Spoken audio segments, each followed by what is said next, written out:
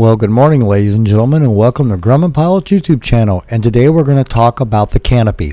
It's a really nice feature of our airplanes. It's a shame they only put a canopy on Cougar number 1, but let's go talk about our canopy and the inspection of the canopy on our airplanes.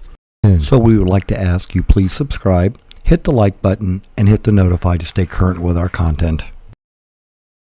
Now the canopy falls under the cabin group, and it's item number 2. And by the way, the annual checklist is about 150 items. But anyway, let's read checklist item number 2. It's check windshield, windows, and canopy for cracks and secure mounting. Clean and lubricate canopy rails. Check canopy operation and locking devices. And then we also add for this one we'll talk about later. Now, while I still have everybody's attention, let me point out that Yankee Aviation has a copy of this checklist, and we call it the All Series checklist because it contains, like when you get to a section and you have prop torque bolts. Well, if you've got an 0235 or an 0320 or an 0360, all those values are different, and they're all called out on that checklist in each item for each type of airplane. That's why it's called the All Series checklist. If you'd like a copy, get a hold of me and I'll send it to you. So let's talk about the items that are on the canopy inspection. I'm going to read them to you, and then we're going to come back and revisit them. So latch and latching. How well does it close? How well is the seal compression? And does the lock work? Latch cover and placards. That's on the inside. Double bead seal. The canopy seal. How does the canopy slide?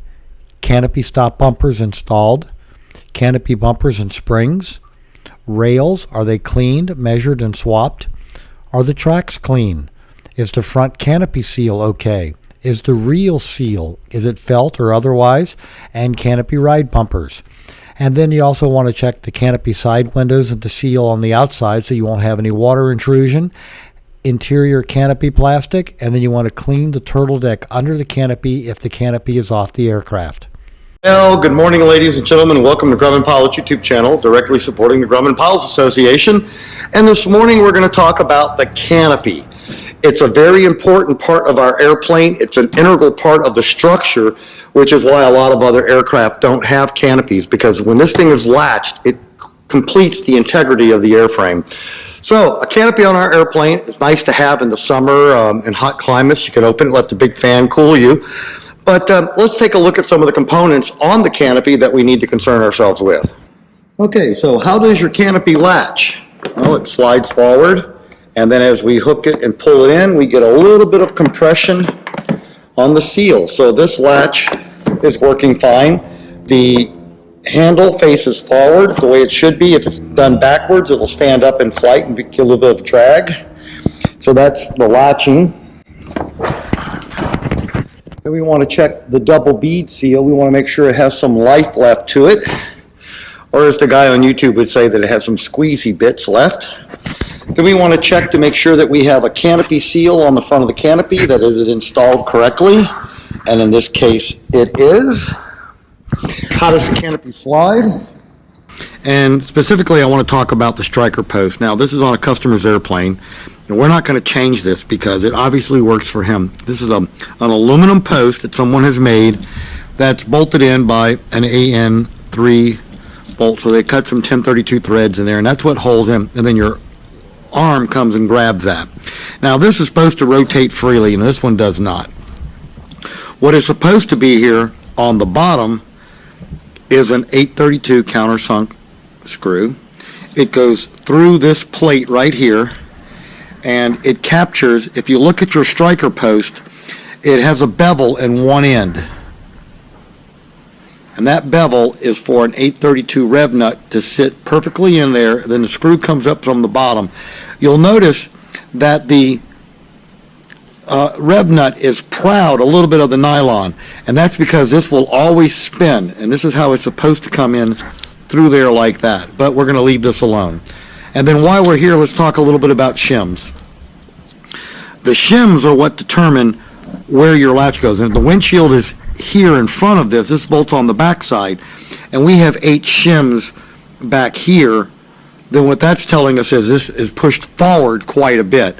And what we're going to have to do with the new seals is we're going to have to move some of them to the forward side so that the canopy will the latch assembly will move forward a little bit with respect to the bow to be able to grab the canopy to the new seal. So when you take your airplane apart, remember how many shims are on the front, how many are in the back, and what your post stack is supposed to look like.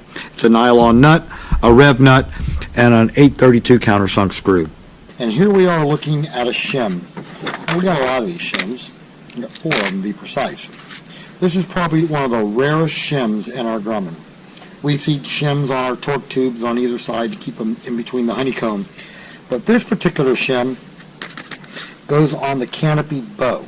Isn't quite close, so you may need to make some adjustments. After you change your windshield and the bead seals, then it's always a guessing game, and you can pretty much do it in 1 or 2 tries is what do you actually need for a bead, because you want a good seal on the canopy, but you don't want to crush them. And that's why a lot of people in hangars won't latch their canopy. They'll leave a slight gap so there's no pressure on the seals from the canopy being closed all the time. And this is your guide pin up at the top on your canopy that goes into the phenolic block. So when you close your canopy, this is what it rides and centers on. Well, that'd be most cases, but you notice this one has a slight bend in it. And that was because the windshield in the particular airplane that it came out of had been installed wrong and crooked. And so what happened was, by hooking up to the canopy, they could latch the canopy. It was bending this at an angle of what you see is about 3 degrees, 4 degrees. Warped the canopy when it was latched so badly that the lock mechanism wouldn't lock. Well, now the lock mechanism works just fine because its post has been replaced and the windshield's been reset and everything was pulled out and saved and reused. But again, if you put your windshield in crooked, you're going to have a plethora of problems, and I'd like to help you avoid those. So I'm in the airplanes in the fleet. Here's somebody did it with a double stack of nylock washers for a number 8 screw. Yeah, it works, but it's not the proper latch assembly, and that's why his canopy was chattering like it was. Wasn't getting something good to lock down on. Plus, it's not doing the piece in the canopy any good either.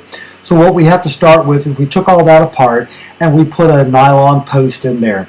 And then the nylon post is coupled with an 832 rev nut, and then the screw comes in from the bottom into its counterfeit bore, and that's what makes up the exact thing that you need in your canopy latch.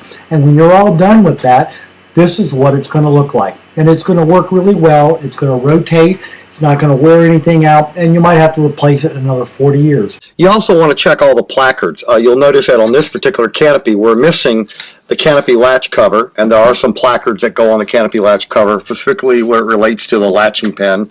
But you want to check all your placards on your canopy, push to unlock, make sure you have them all. There's one that goes on here nicely.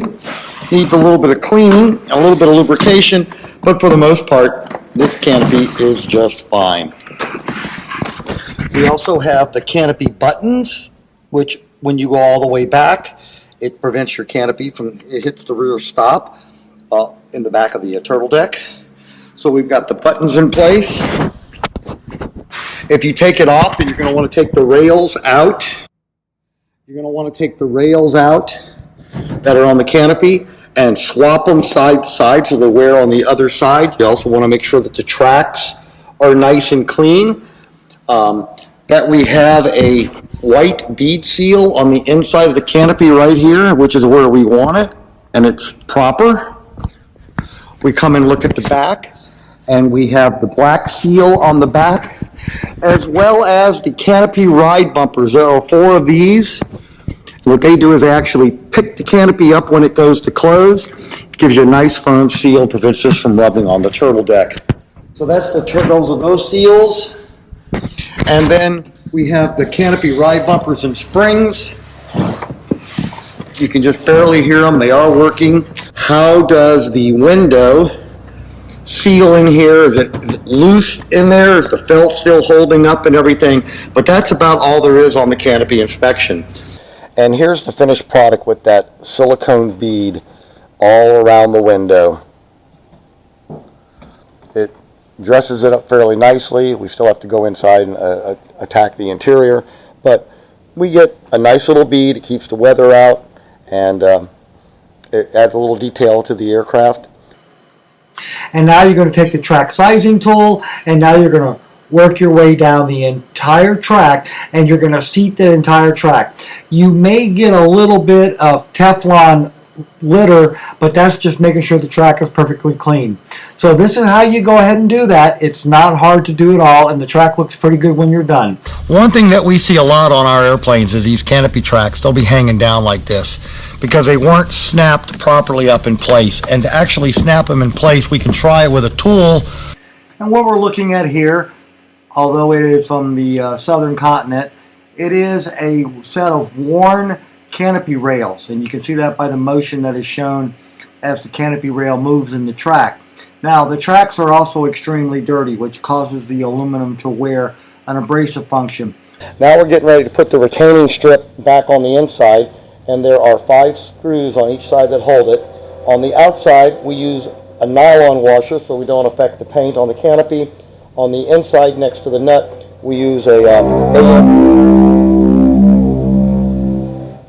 I just got an email. And we use an AN960 10L thin washer along with one of these locking nuts. Now, as we called out the double bead seal yesterday, it's got a bead on either end. Now you notice it's not symmetric. There is a bottom and there's a top. And the metal piece right in here, slide over here to my demo model, it goes in just like that. So the metal piece goes up. We have seen these installed upside down, which puts a lot of bit of stress on the rubber. The canopy seal. Now you'll notice the canopy seal is not symmetric. There's a flat spot and there's a sharp 90-degree edge right here. And then what we have called the wiper side, and you can actually see it taper down to a wiper. So this is the part that gets glued to the canopy so that this sits forward. And when this is all put back together, let me just see if I can hold them up here in space. As the canopy comes forward, this piece slides into here and mates up against the double bead seal on the inside of the airplane. And this prevents water, which might get past the canopy through here on this side, comes through and hits the bead and runs right out of the airplane. Okay, let's talk a little bit about a canopy and rail issue. This is with the canopy off the aircraft. We have it off because we had to replace the canopy seal, but here's the rail. Now we're going to clean the tracks and we're going to clean the rail. But one thing we notice that when we move it, notice we don't hear anything. It's just a nice slide smooth. Well, that's not how it's actually supposed to be. Stand by while I put in the other rail with the proper hardware and you'll see what it's supposed to do.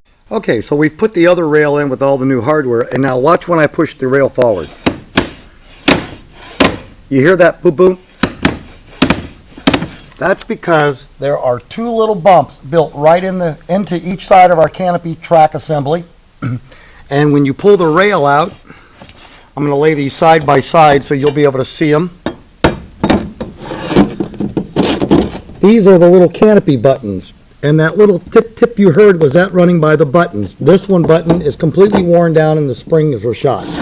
Now the reason they did that was not so that you'd be able to hear it in flight, was so that you could feel it in flight. So when you open past this first bump, you feel the first one. This is the canopy open limit. So, ladies and gentlemen, I hope that gives you an idea of all the things you really need to look at when you're looking at cabin group 2. It's just one item on the checklist. It took 15 minutes of video just to explain what we look at in that one item, and you have 150 items on the checklist. So do the math. So I did the grueling math, and if you take 15 minutes per each item on the checklist times 150 and you want to get that in a calculation of hours, it comes out to about 37 and a half hours to do that checklist if you're doing it properly. That's why when we tell people 17 to 24 hours for an annual, that's the number that we're using. So ladies and gentlemen, I hope you found all this useful and informative. Thanks for watching, and have a great day flying your Grumman.